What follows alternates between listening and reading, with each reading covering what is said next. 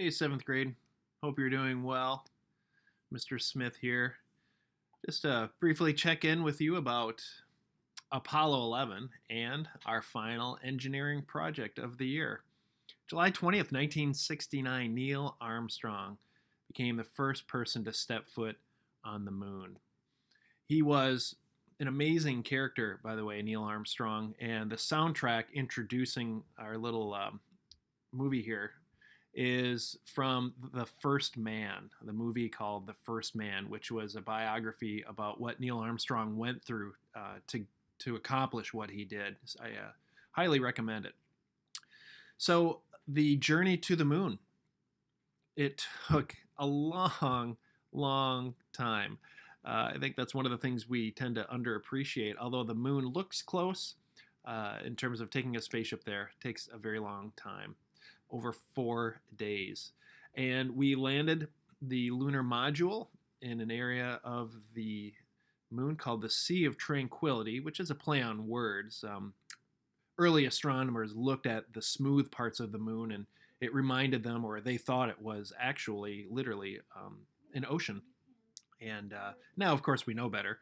There's no water on the moon, but there was a relatively flat location. And if you watch The First Man, you realize there's still a lot of peril landing in an area of the moon that seems flat.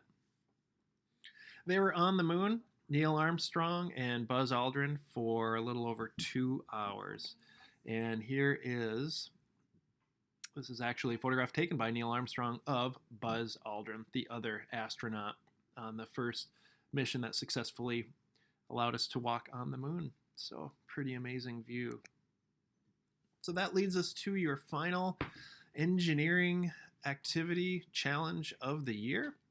I call it the egg drop, simply put. I will say right up front that it is optional. This is something I tend to do with my flex class, and I am opening up to everybody, obviously, given the circumstances and given the fact that, hopefully this, for some of you, is just a fun way to end the year. So your mission, so to speak, is to land an egg, or egg astronaut, if you want to make a pun out of it, safely on the surface of the moon, just like Apollo 11.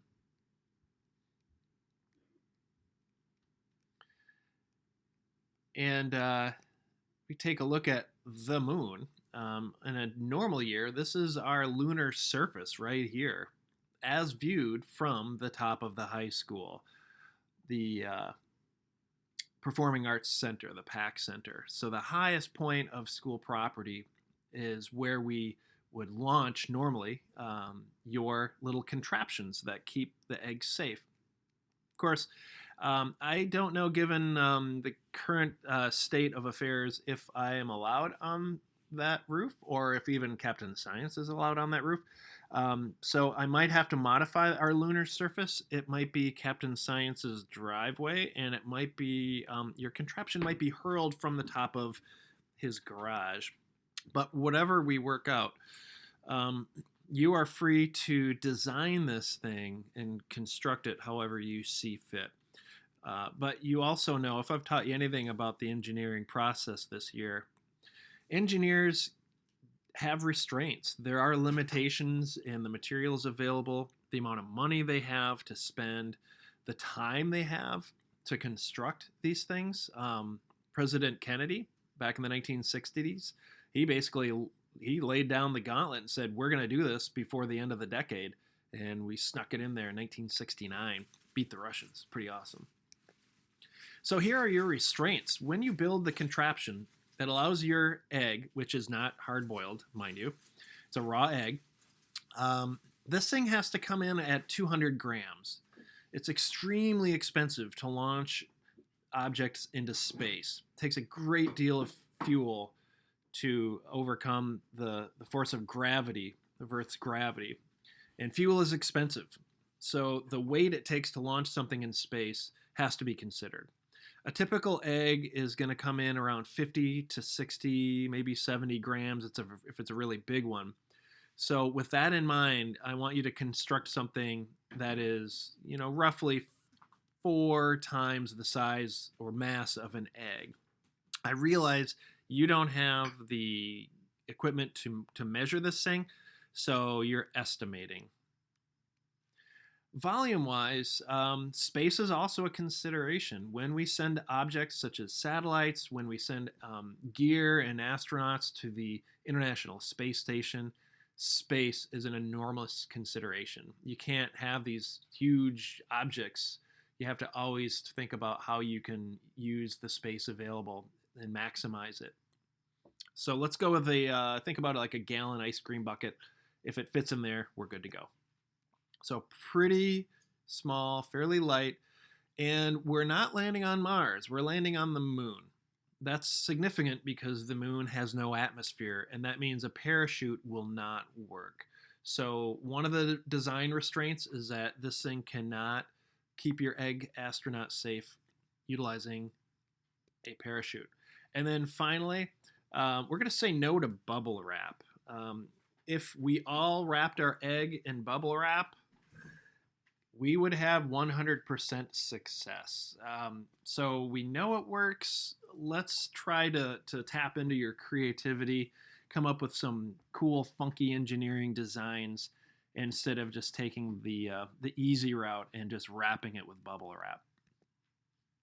All right, so designs, they're going to be all over the place, probably more so this year than any other year because you're not, I don't have a flex class working in my classroom, not sharing ideas so much, not looking at each other's ideas. You guys are kind of working on this on your own, in your kitchen, in your garage, and you have 2 days to get it done. It's another constraint.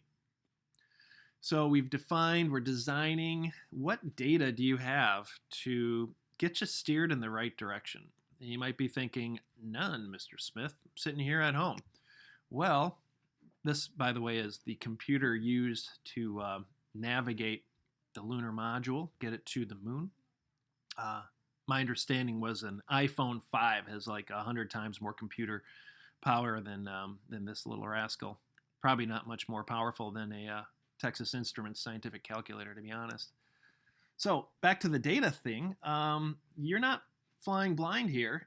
I have 2 sets of data for you to think about.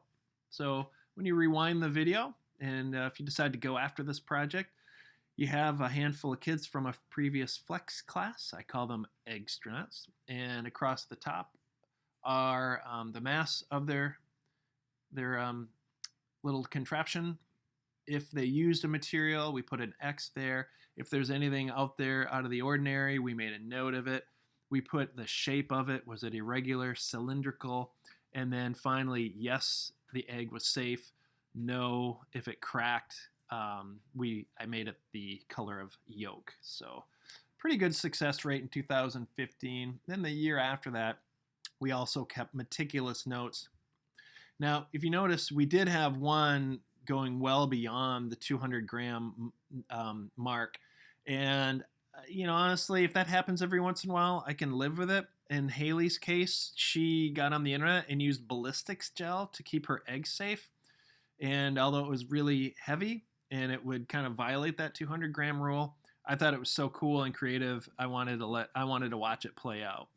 Unfortunately, the rigidity of the gel seems to have not protected the egg, so it did crack.